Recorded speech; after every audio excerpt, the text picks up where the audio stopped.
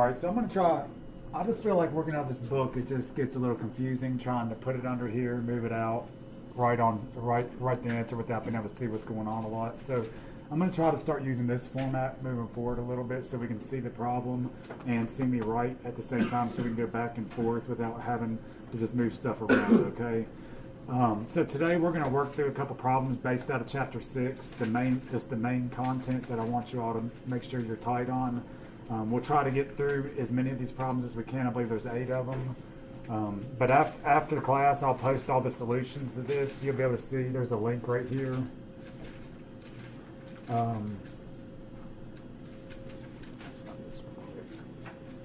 There's just a link. It's called Practice Problems.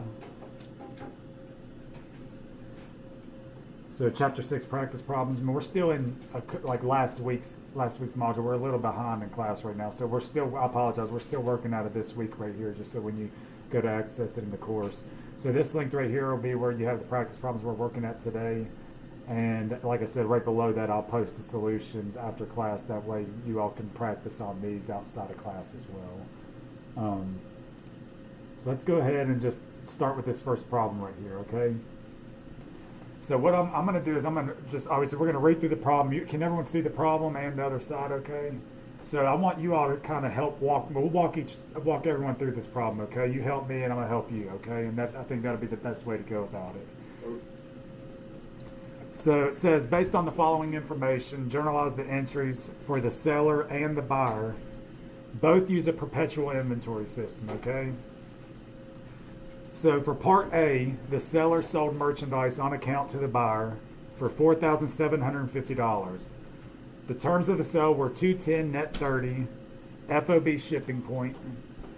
The cost of the merchandise is $2,850, and the seller prepays the freight of $75. So what's the first journal entry that we're going to want to do based upon this data for part A right here? What problem is this again?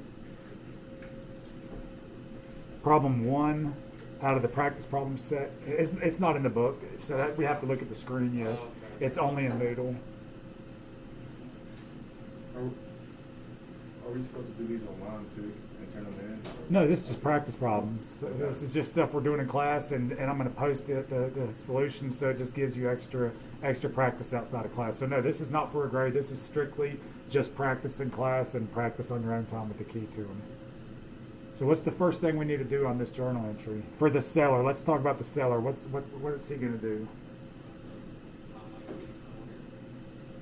Right, but we're going to do it net, the net method. We're going to record the purchase net of the discount, okay? So what's going to be the amount that we record this?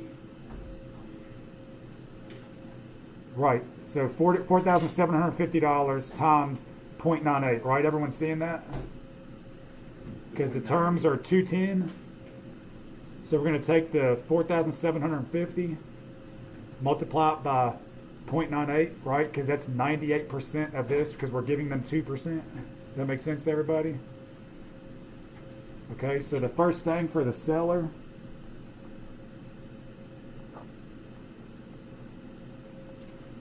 okay, so if we're selling something, what are we going to do? And obviously the terms of the sale, if there's terms to the sale, they haven't paid cash. So what do we do? What's our debt if we're selling something and someone didn't pay us up front? Accounts receivable, right?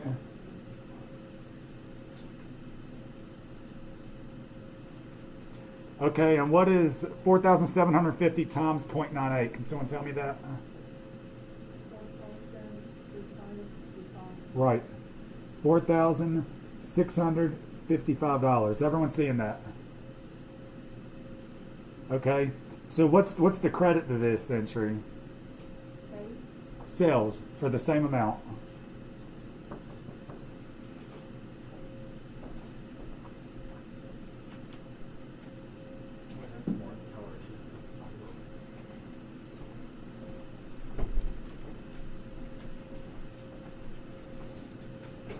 Okay, and remember, so that's the first one. We have the accounts receivable and sales set up, right, for the net amount. Remember, now this is the net amount of the discount, right? So this amount right here is 98% of 4,750. Now remember, They use the perpetual inventory system. So every time we make a sale under a perpetual inventory system, we have another entry included to this. What's the next entry that we have to account for under a perpetual inventory system?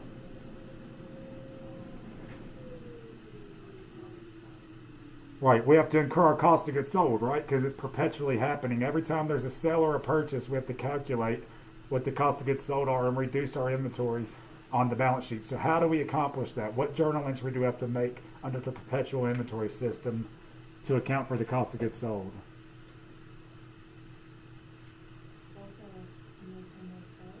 Right, for what? For the amount that we bought it, right? So the cost of the merchandise is $2,850. So we're going to debit cost of goods sold. I'm just going to use, even though it's merchandise, cost of goods sold. So COGS is just cost of goods sold, okay? And it's going to be for the full amount that we paid for it. $2,850. What's the credit to that? Right. Why are we crediting merchandise inventory? We're decreasing our inventory on the balance sheet, right?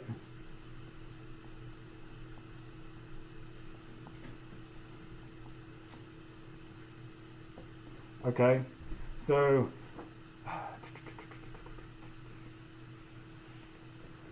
what's the next thing we have to do? So it says the seller prepays the freight of $75. Look at the terms. FOB shipping point.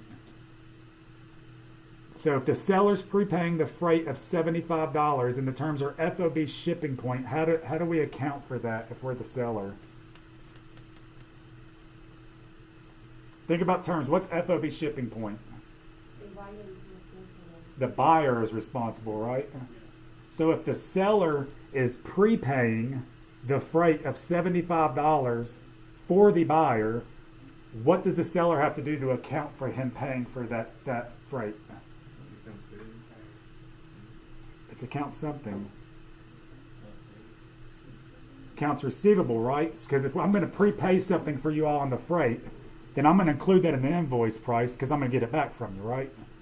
So when I set that up, I have to do accounts receivable, right, for the $75, right?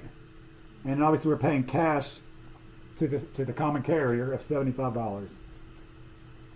Does everyone follow that entry? So part A, on the first entry for the seller, we made a sale. We recorded it net of the discount. They didn't pay us, so we set up our account receivable. Okay, this is a balance sheet account. Sales is revenue on the income statement. Okay. Perpetual inventory system. We have to account for the cost of goods sold and reduce our inventory. This is an income statement account. That's an expense. Okay, determining into our gross profit on the income statement. Merchandise inventory. This is reducing our inventory on the balance sheet. Accounts receivable, this is where we prepaid the freight, right? Because we're going to include that price in the invoice to receive the money later, and that's where we paid the common carrier. Okay? Makes sense to everybody. Okay, what about part B? Let's say we're still on the seller side. So the buyer issues a $700 debit memo for defective merchandise that is not returned. So what would the seller do if the buyer did a debit memo?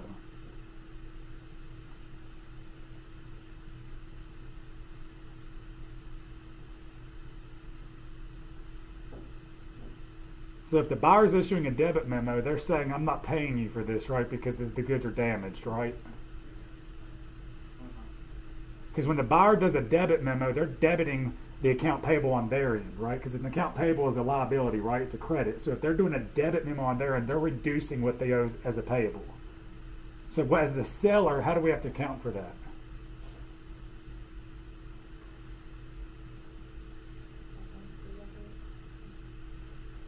So it's a payable. It's customer refunds payable, okay, is what we would debit.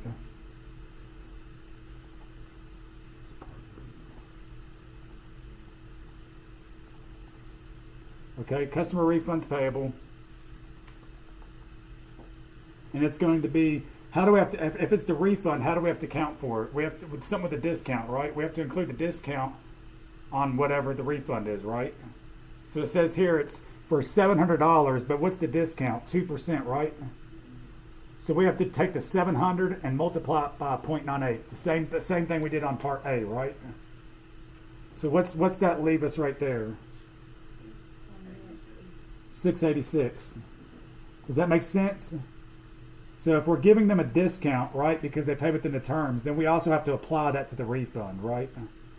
We're not going to give them more on the refund than what we did on the overall sale. So that's why the discount applies to both the initial sale and to whatever the return is. Does that make sense? You have to factor in that discount on both items.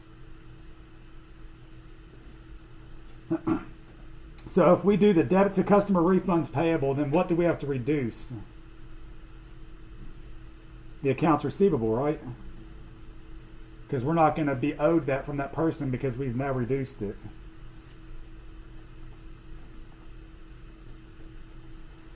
Okay, so the last part says buyer pays within the discount period. So if the buyer pays within the discount period, then what's going to be the total amount of cash that the seller receives if the buyer pays within the discount period with all this data that's given?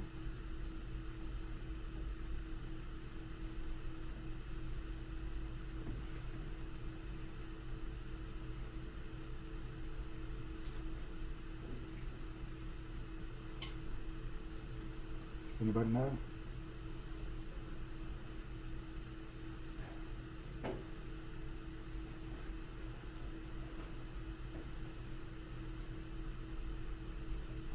So we know we're going to debit cash, right? Okay, I'll tell you the amount. 4,044. Okay? How did I get that? 4,044. How did we get that for the amount of cash that we received as the seller?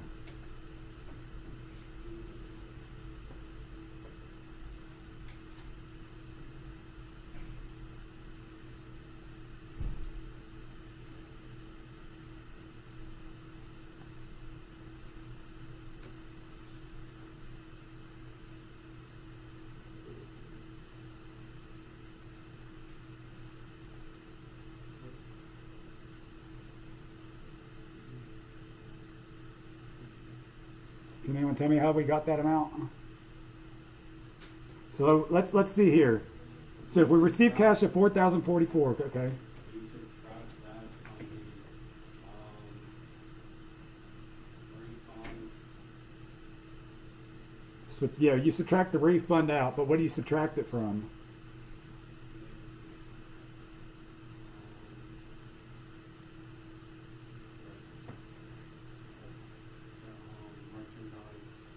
The original sale, right?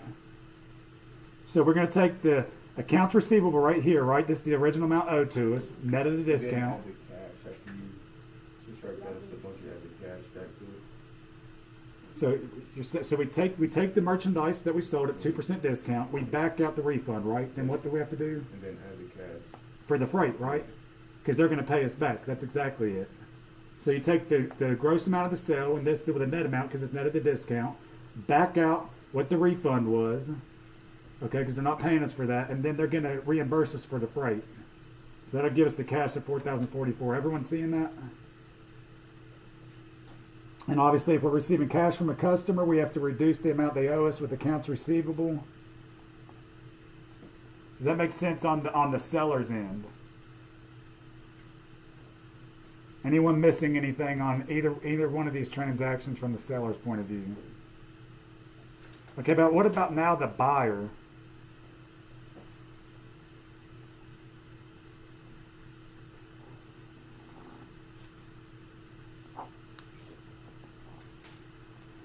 So let's go back to part A. The seller sold merchandise on account to the buyer for $4,750. The terms were $210 net 30, FOB shipping point.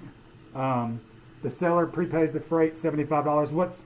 What's going to be the buyer's debit that they, or what's going to be the buyer's entry that they make based upon this?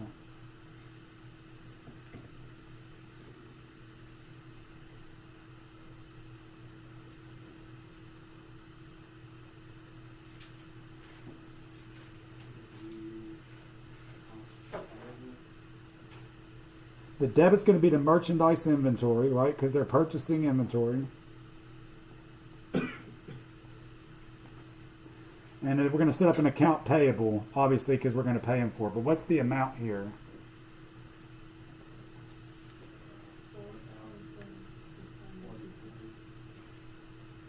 Do what?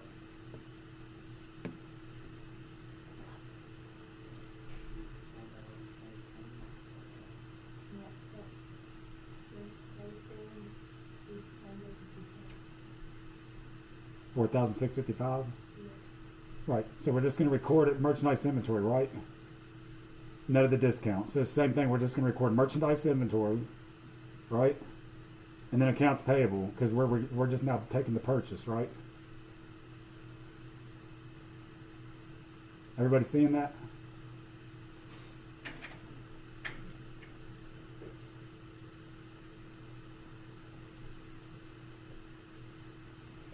Okay, and that's it on their end, right? Because they're not having to account for the inventory, and they're not concerned with the freight right now, right?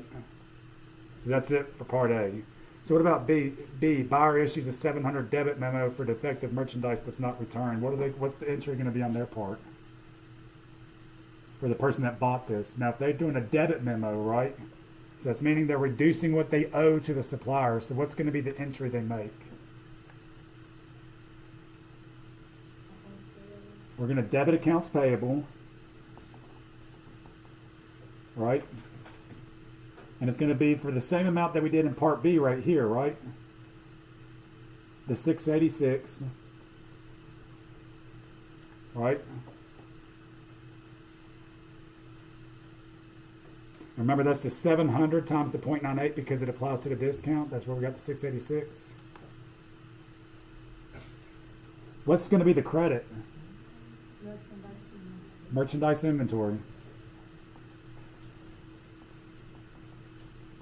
Does that make sense to everybody what we're doing right there? So we're reducing, since we did a debit memo, we're reducing the amount that we owe to the supplier. And we're also going to reduce the amount of inventory because we're returning that inventory, right? So what about the buyer pays within the discount period? Accounts payable cash, right? For the amount with the discount from the original top up here. Simple, right? So now we're just reducing the accounts payable of the 4,655, right? And then crediting cash because we're paying them. Does that make sense to everybody?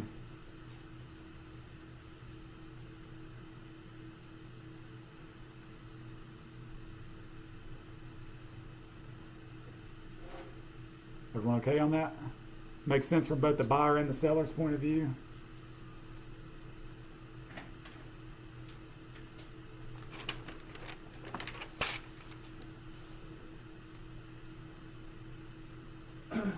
Okay, this one right here is dealing with the cost of goods sold or cost of merchandise sold. I know we didn't get to this on the slides, but I'm assuming the reason I'm working these problems is that people are reading the chapters and studying these slides previous or prior to coming to class, okay? I mean, I want to touch on them as well, but it's just we got a lot of ground to cover, and I feel better about working out these problems, all right, instead of just boring you with these slides. So, cost of goods sold or cost of merchandise sold, okay? The basic formula is going to be beginning inventory, okay? Plus purchases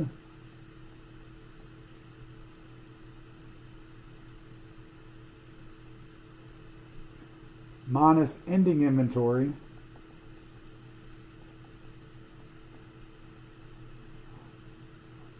that'll give us the cost of goods sold or cost of merchandise sold, okay? So there's your formula. So if I ever ask anyone to find the cost of goods sold or cost of merchandise sold, that's how you find it right here, okay? And obviously we're going to get into this example and punch stuff in to whatever the components of this formula are, okay? Yes. Okay, so if I ask you to compute cost of goods sold, right? Or cost of merchandise sold, that's your beginning inventory, beginning of the period inventory, like as of January 1, plus the amount of purchases in a period minus your ending inventory at the end of the period. And then the sum of that is going to give us what the actual cost of goods sold is. Okay, does that make sense to everybody? So beginning inventory plus purchases minus ending inventory is cost of goods sold. All right, so let's look at this problem. Based upon the following data, for a business with a periodic inventory system, determine the cost of merchandise sold for August, okay? So let's look at this formula here. So what's the first thing that we need to do if we're going to start, or if we're going to try to figure out cost of goods sold or cost of merchandise sold based upon this formula? What's the first item that we're going to be concerned with over here? In the beginning, inventory. Right, which is the merchandise inventory on August 1, right? Yeah. So that's our starting point for this one. So that's going to be 75,560, right?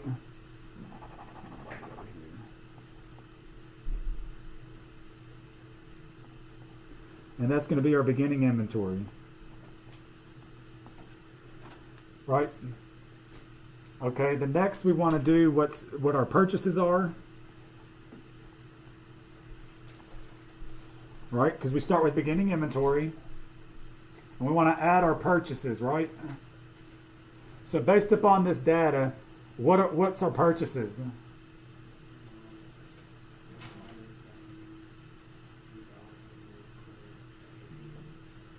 So the purchases, the actual purchase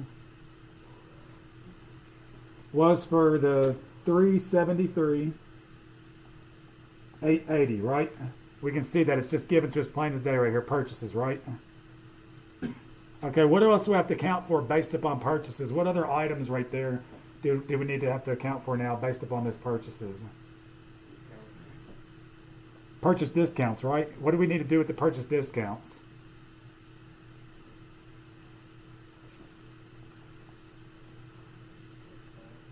Right.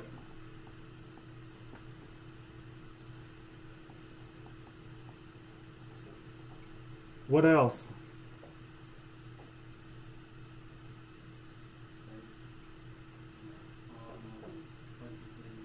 Freight counts, but go ahead.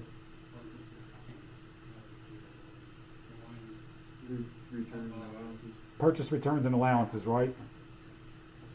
What do we do with purchase returns and allowances?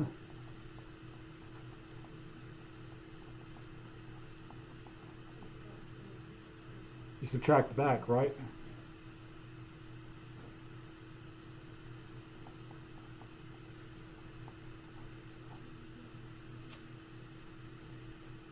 All right, so now this amount right here is going to give us what our net purchases are, right? And that's the net purchases.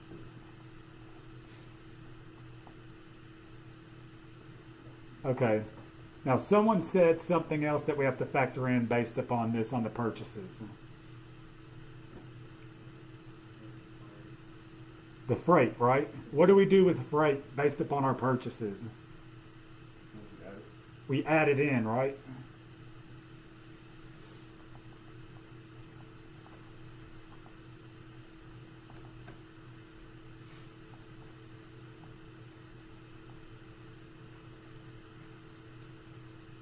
Okay, so this now is going to give us what our total purchases are.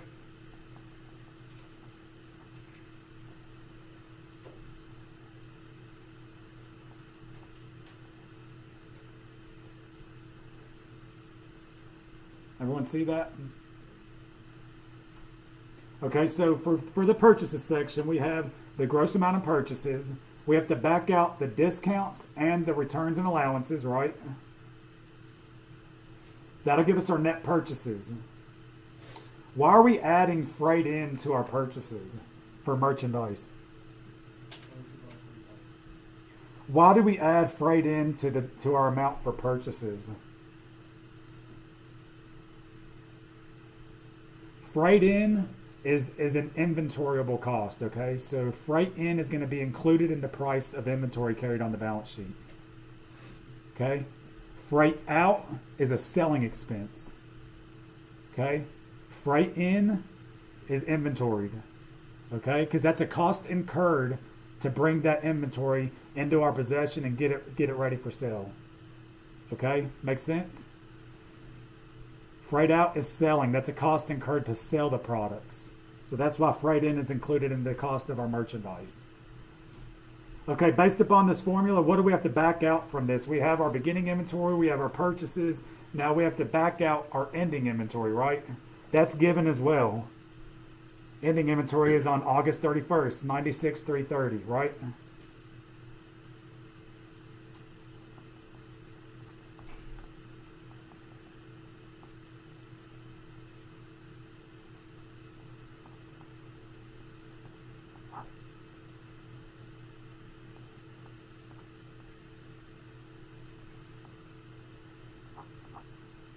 Does that make sense to everybody? So you can see for these type of problems here, first you have to know what the formula for cost of goods sold is, or for cost of merchandise sold, right? Then you have to know what the components of each part of this formula is. Like, so for purchases, we have to know that we have to have all these things tie in to get our amount of purchases, right? It'd be really easy to look at this problem and just say, oh, okay, beginning inventory, add our purchases, back out into inventory, and think we're done, right? But you just have to remember, you have to know that all this data is relevant. Sometimes they might throw in a little caveat just to try to throw you off something that's irrelevant, okay? But in this case, everything's relevant. So you need to know the formula and what determines into what like purchases are, right? Most likely the beginning and ending will be given to you, okay? Does that make sense on how to calculate cost of goods sold? Okay, I want to do it. Tell you another example of how a question can be thrown at you. Okay, if I give you a problem, and I give you what your sales are, okay, what your then give you what your administrative and selling expenses would be. All right, would you be able to find your operating income based upon that data? If you didn't have cost of goods sold, if you had to find cost of goods sold, would you be able to find that? Or would you be able to find gross profit if I just gave you sales and then gave you some information like this right here?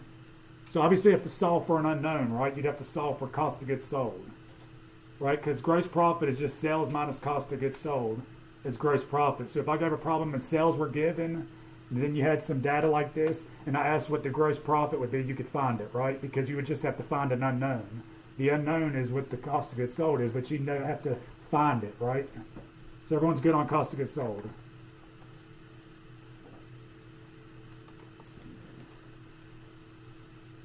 Okay, this is one that we did in class the other day. Everyone seemed completely lost on it, okay? So I just want to redo a problem just like we did in class the other day, okay? It's just two different transactions, the shipping terms and the discount, and then the purchase returns and allowances, okay? So this is the exact same type of problem we just did in class on Monday, all right? So it says determine the amount to be paid in full settlement of each purchase invoice, assuming that the credit for returns and allowances was received prior to payment and that all invoices were paid within the discount period, okay? So for transaction A, let's talk about that one.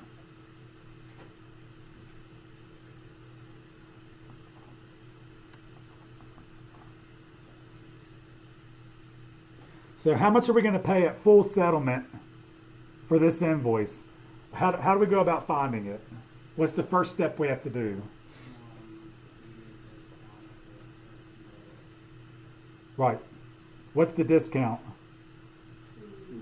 98. So if it's 210, right? And remember, it's assumed they took the discount. How do we find the net amount of this merchandise transaction with the discount applied? By 0.98, right? Is everyone seeing that? If the discount was 4%, what would I multiply it by? Okay, good. So you got the way to apply the discount. So it's just $4,500 times 0.98, right? That's the first part. So what's that amount right there? What was it? Okay. What's the next thing we have to do based upon that after we find this?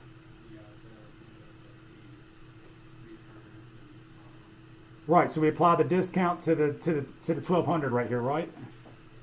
Makes sense? Same thing we did to the gross price of the merchandise.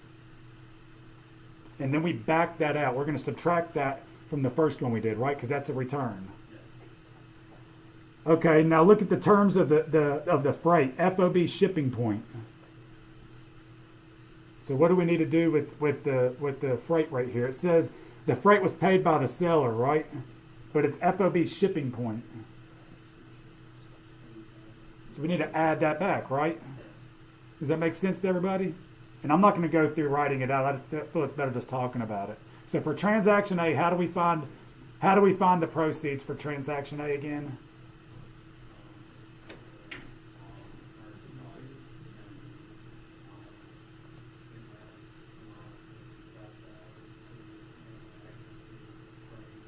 Add the freight because we have to reimburse them, right? Because of the shipping terms. Does that make sense to everybody?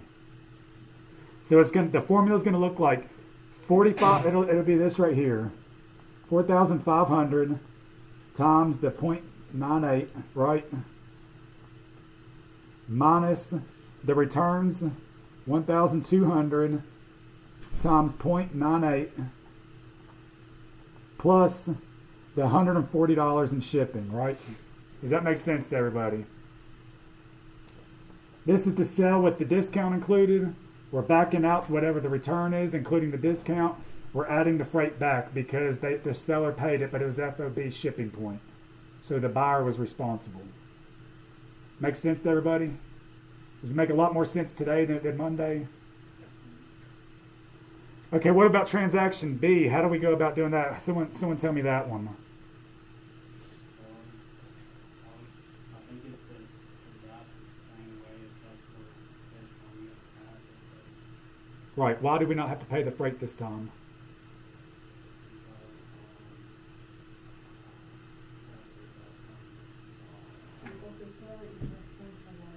Right, because it's destination, so the seller's responsible now, right? So when you see these types of problems, all they're wanting you to do is they want to see if you can apply the discount to both the transaction of the merchandise, factor in the discount on the returns and the allowance, and then determine who's responsible for freight, right? Pretty simple. Makes sense to everybody?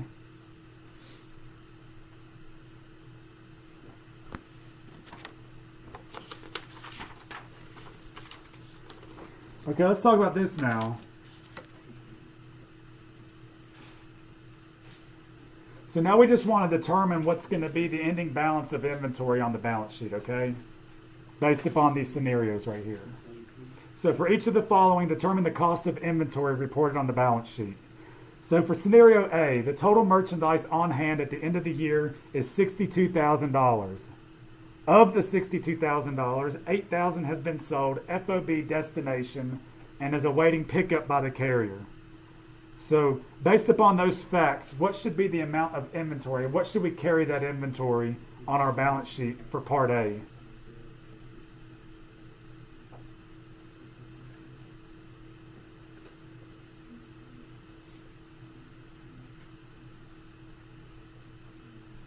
So we had $62,000 of merchandise on hand at the end of the year, right? So that's how much we've shown we have $62,000 in our inventory account on the balance sheet. But it says of that $62,000, $8,000 of that inventory has already been sold, FOB destination, and it's awaiting pickup by the carrier. So what do we do with that sale? Do we include that in inventory, or is it not included in inventory? It's not included in inventory?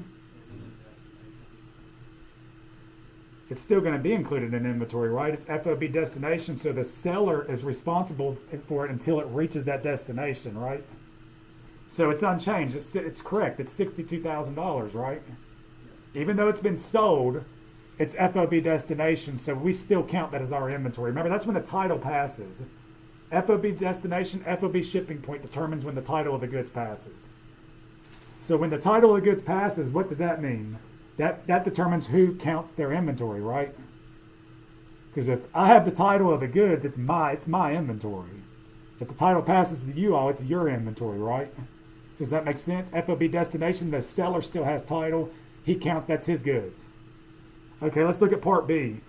The total merchandise inventory at the end of the year was 63,000. Excluded from the amount were purchases of 6,000 in transit under FOB shipping point terms. What about this one? So it's saying we have $63,000 of inventory on hand at the end of the period on our balance sheet, right? They said excluded from that amount were purchases of 6,000 in transit under FOB shipping point. What should we do with that transaction in our inventory?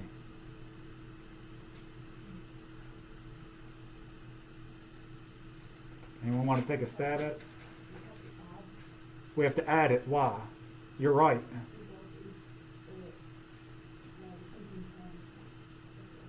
Shipping point, right? So it says here that you're correct. So we had 63,000 on hand before that transaction, right? And they said excluded from that. So this transaction was not included in that 63. Was merchandise inventory, a purchase of 6,000 in transit under FOB shipping point, right? So if we purchase that good from a seller and it's shipping point, we have to count that in our inventory, right? Because it's shipping point. The title passed to us as soon as they shipped it. So now that has to be added in our inventory. Does that make sense to everybody? Okay, what about part C here? The total merchandise inventory at the end of the year was $75,000. Excluded from the amount were purchases of 5,000 in transit under FOB destination.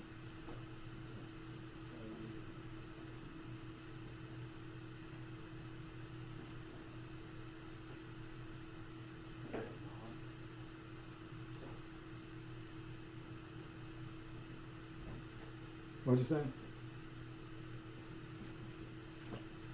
Who said that? Sorry, it's hard to tell with these masks. What'd you say? So is it correct as is? Right, it's correct, right? So it's saying we had 75,000 on hand, but excluded from that amount was purchases of 5,000, right? In transit under FOB destination. So we purchased something, but it's FOB destination, so it's still the seller's, right? So it's just left as is regular, right? Does that make sense? Everyone good on these scenarios? Can you see why it's so important to know the difference of shipping terms? Of how fast you can mess up your inventory on your balance sheet?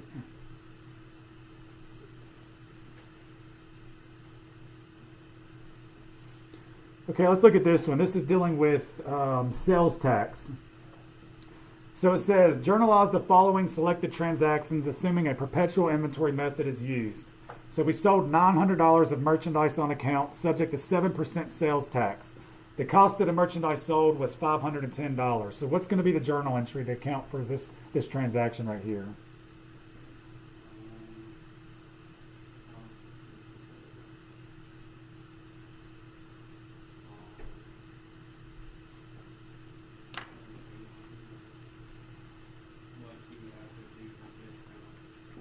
There's not a discount on this one.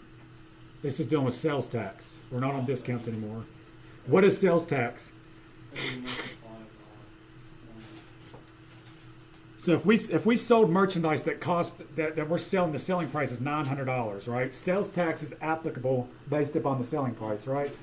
Saying you like add to 5 to 7%. So we have to add 7% to 900, right? Yes. Because we're selling this. This is how much we're collecting as revenue, right? Yes. But it's a sell. We have the sales tax payable, right? We have to collect money for the state or the city, whoever's imposing the sales tax, right? So that's going to be a liability for us. So if we're sold 900 of merchandise on account subject to a 7% sales tax, how much money are we going to collect up front from that sale?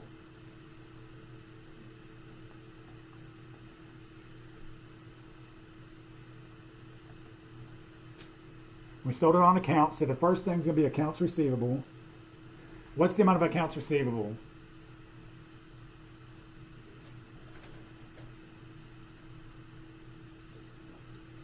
Just be 900 plus 7% of 900 plus 7% of 900, right? Because we have to collect an additional 7% of this. So 900 plus 900 times 0.07 equals In this case, 963. Okay, so $63 is 7% of 900, right? Everyone see that? It's just 0.07 times 900, and you just add that to 900, right? So 963. So what's the credit to this? I'll give you a hint. We have to separate. Okay, so sales. What's the amount of sales?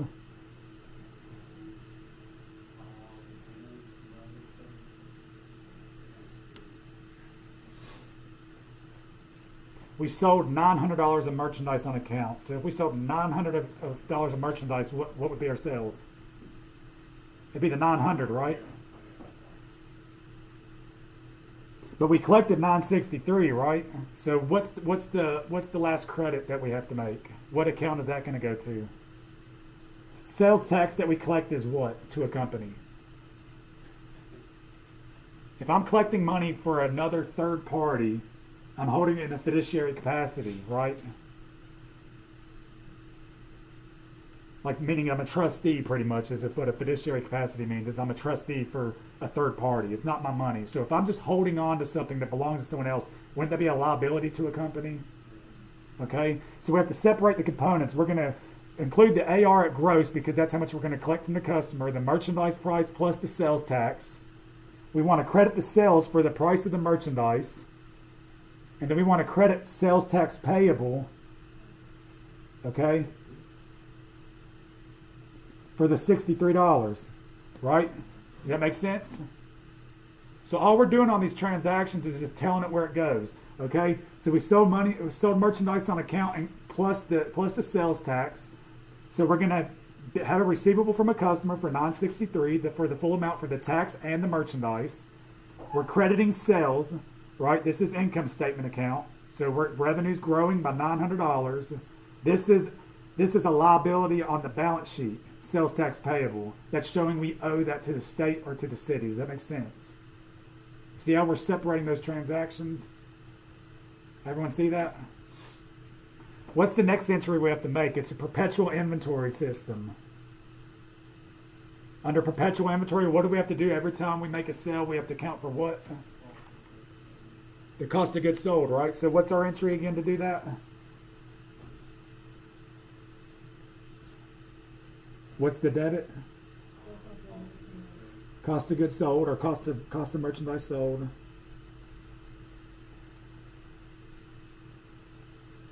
It was 510, right? And then the credit is the merchandise inventory, right? Does that make sense? Okay, for Part B, it says we paid $436 to the state sales tax department for taxes collected. So what's that entry? Now, if we're remitting the money to the state, we've collected it in Part A, and now it's saying we're making a payment to the state tax authority. So what would be our entry for making a payment of taxes that we collect to the state or to the federal government, whoever it is that we're paying? We debit sales tax payable, right? Because we're reducing the liability of what we owe. We built it here. We were building it up here, so now we have to reduce it because we're making a payment to them. So now we want to debit sales tax payable. And they say we remitted a payment of $436, okay? And I know it doesn't match this, but this is an ongoing account. It's just accruing as time goes. So there's a lot of transactions, but they're saying we just remitted $436. So debit sales tax payable, and we credit cash, right?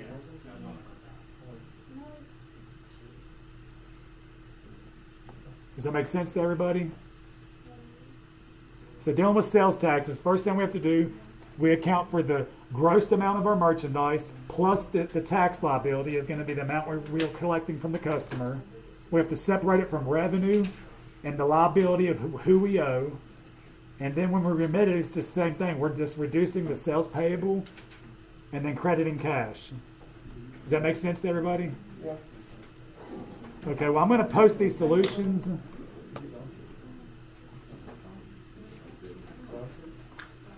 And then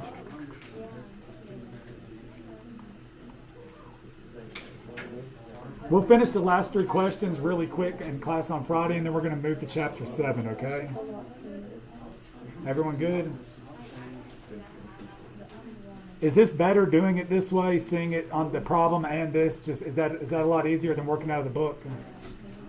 Okay. So moving forward, this is what we're going to start doing, okay? Hey,